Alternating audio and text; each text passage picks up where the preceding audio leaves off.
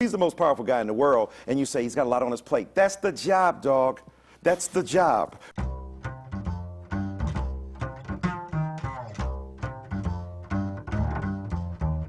This is Faith Complex, hosted by Professor Jacques Berliner-Blau of Georgetown University. Hello, my name is Jacques Berliner-Blau of Georgetown University, and you're watching Faith Complex. Joining us today is Dr. Michael Eric Dyson, my fellow Hoya and University Professor of Sociology. We're so happy he's a member of our team now. Professor Dyson, welcome. Professor Berliner-Blau, it's always great to be here with you. All right, January 20th, 2009, Barack Hussein Obama is inaugurated, obviously a very historical day for America. On Inauguration Day, was there a lingering pessimism underneath all the joy?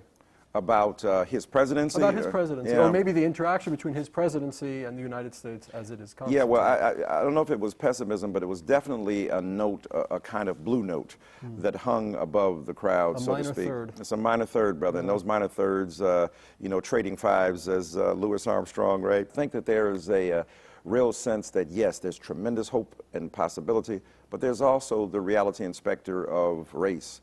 And no matter how much Barack Obama has sought to avoid it, how much he has sought to dismiss it, how much he's sought to rise above it, there are the forces pulling him back down to racism.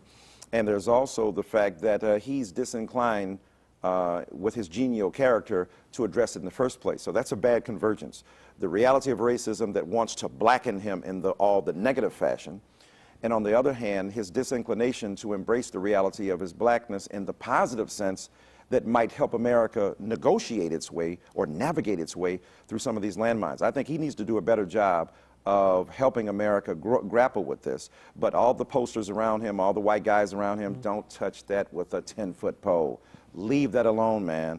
And then on the other side, we've got all these people jumping on him because he's a black man, and he can't even acknowledge that the former president of the United States of America, Jimmy Carter, nearly celebrating his 85th birthday, said, look, I'm a Southerner, I'm a white Southerner. I know what the deal is. Barack Obama can't even afford to acknowledge the legitimacy of what Mr. Carter said for fear that he will look like he's crying in his beer and playing the victim. We cut him some slack because he's got an economy which is completely combusting. He's got these two wars going on and probably others that we don't even know about. Right. He's got the healthcare.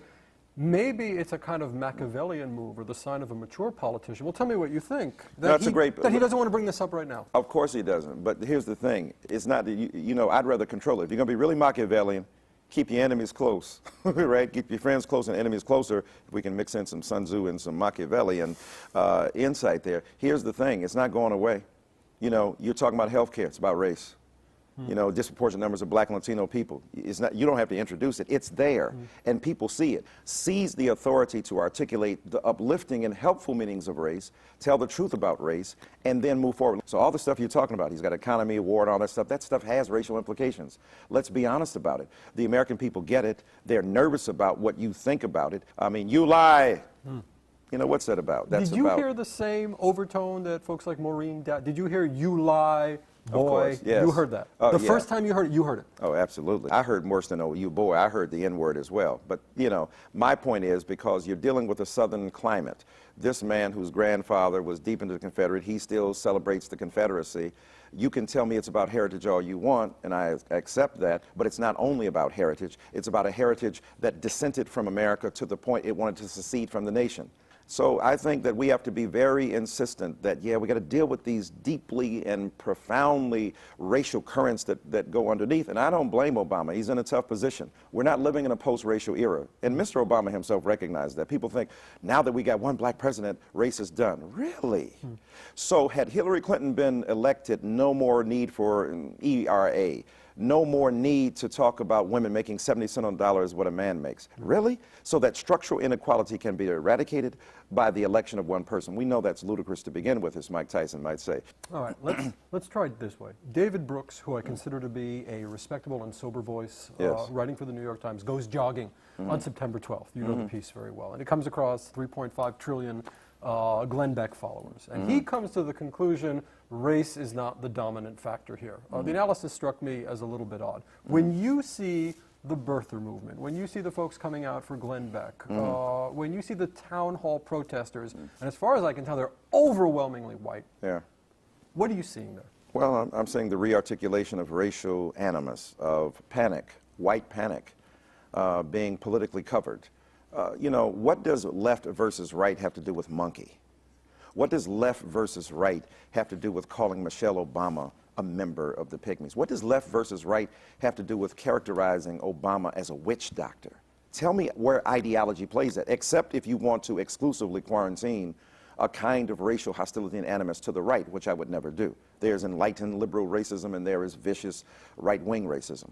The point is that the birther movement calling into question this man's citizenship, this is saying to black people, you really don't belong. I mean, they are against him because he's progressive. They are against him because he's liberal. They are against him because they think he's the second coming of Marx, all of which is ludicrous, but I get that. That doesn't necessarily have to do anything with race. But there's also race. So when I hear the birthers movement, I hear them claiming he's not American, I hear the healthcare stuff, and I see these people in the mall with all these vicious things, it's pure and simple racial animus that's been gussied up, that's been dressed up, that's been adorned with the new raiments of 21st century racism. All right, let's go to religion. All right, let's talk about that a little bit. Can you think of any tangible way in which religious ideas are influencing the work of the Obama administration? Well, look, I think the fact that he wants to do the health care reform is his belief that all people should be able to exist and subsist in a way that they're not hurting, that, you know, that those who have ought to help those who don't have. You know Barack Obama. I do. Something I've always thought about Barack, when I look at him, I've always said, he is inscrutable.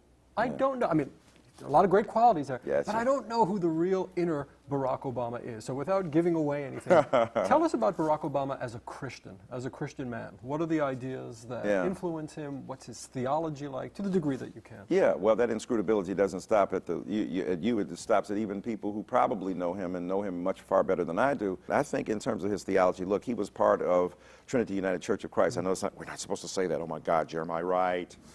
But if you love Barack Obama, you love Jeremiah Wright at a certain level. I know you hate to love him, but you got to love him too. Because this is the man who brought this man, Barack Obama, who's now our president, to God. He's the one who introduced him to his God. He married him. He baptized his children. He heard in Jeremiah Wright's church ideas of love, of justice, of concern for the poor, of concern for those who are the least of these, of forging racial connections beyond black communities, of seeking ways to leverage the authority morally and religiously of black America when dealing with other, you know, social and political issues. So that's what Barack Obama learned. There's a lot of talk, I think too much talk, about what white folks think about Barack Obama. But it strikes many of us that there's a African-American community, that's a cantankerous lot. They remind me of Jews. There are a lot of opinions there. Right. I saw you on a really interesting, I guess it went viral, a viral video, a certain Davy D. Davy D. I'm going to quote you. And no, this is a great quote. This is a great quote. This is not a gotcha moment, Professor Dyson. No worries. Speaking of President Obama, he is willing to sacrifice the interests of African Americans in deference to a conception of universalism because it won't offend white people. Now, if you said it, you're speaking to people, you have your ear to the ground. It means other people have said it as well. Sure. Tell us about that critique. Tell us about why it might be dangerous to get that out there too much. Tell us about your feelings about me reading it to you. Look, these are tough times, and black people love Obama amazingly so. Now, they didn't start that way. I remember I've known Obama since '91, and when I signed on quite early and endorsed him before 25,000 people down in New Orleans for the Essence Festival, you know, it was a moment. You were one of the first, weren't you? I was one of the first. You know, Ebony Magazine says one of the first prominent African Americans to do so, but I believed in him. A lot of black people, what? You know, what's going on? Who's this dude, Barack Obama? What are you doing? I said, trust me, he's the deal. So I stuck with him. I believed in him and still believe in him. And I sold him, so to speak, to black people. Look, this is a man, he's not a black president, he's a black president. The adjectival nature, the modification of the adjective of the noun is incredible here because he's a president for all the people. Now, what I expect from an American president is to be concerned about race as well, because that's an American phenomenon. That's not a black or brown or yellow or white. That's an American problem. So, but it gets fuzzy there because now I think he trades on the implicit solidarity of blackness that he claimed not to appeal to silence any critique of him emanating from black America. Black people are very touchy. Hey, what do you mean? You critical of Barack? What's up? You hater? No, come on. I love him. I support him. But at the same time, I think we have to do what he said, hold him accountable. And it's easy to let him off the hook, so to speak, by saying, look, he's got to deal with white folk. You know, in dominant white America, he can't say but so many things. Look at what happens when he tried to defend Gates. They went ballistic. So he can't speak. I said, yeah, so are you telling me that it's worse for us to have a black president in terms of the interests of black people than it would have been for Hillary Clinton? Are you really saying that? And what do you mean when you say that? And are you realizing what you mean when you say that? I don't buy that. I say that we have to hold Obama accountable. He's a president. He's not a prophet. Black people get, you know, what philosophers call a category mistake. He's not MLK. He's JFK. And that means you've got to have who is the Martin Luther King Jr. to Barack Obama. You have to see, right? So he's occupying all the roles now. He's playing all the instruments on the album. He's prophet, he's priest, he's Messiah, and he's political organizer and grassroots organizer and president. Slow down. Can't play all those roles. Right? So I think what happens here is that black people have to understand that there needs to be prophetic critique of Mr. Obama, even as there's political support for him. And what I'm trying to suggest to black people, and I know it's very dangerous, and I know it's very hard for us to understand, is that we can love and support him and still hold him accountable. Critical. It seems to me that you're in a very complicated position. As an intellectual and as a professor, you have to be critical. And I'm thinking of Albert Murray, who speaks about the novelist's task is to be critical, and sometimes that's painful because you have to say things that people don't want to hear.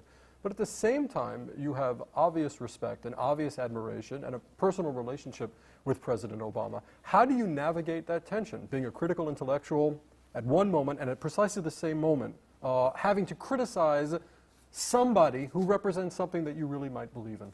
Do they clash? Does it result in bad dreams? What? Well, look, you're one of the most brilliant intellectuals out there. You understand the history and tradition of that skepticism that is necessary in order for us to maintain our bona fides as intellectuals. And it is hard to balance that with my personal appreciation for who the man is. I love him. In fact, the name of my book coming out on Obama is called Presidential Race, playing off of that, you know, race and his race for the White House, Barack Obama and Blackness in America. And the name of my introduction is called A Lover's Complaint.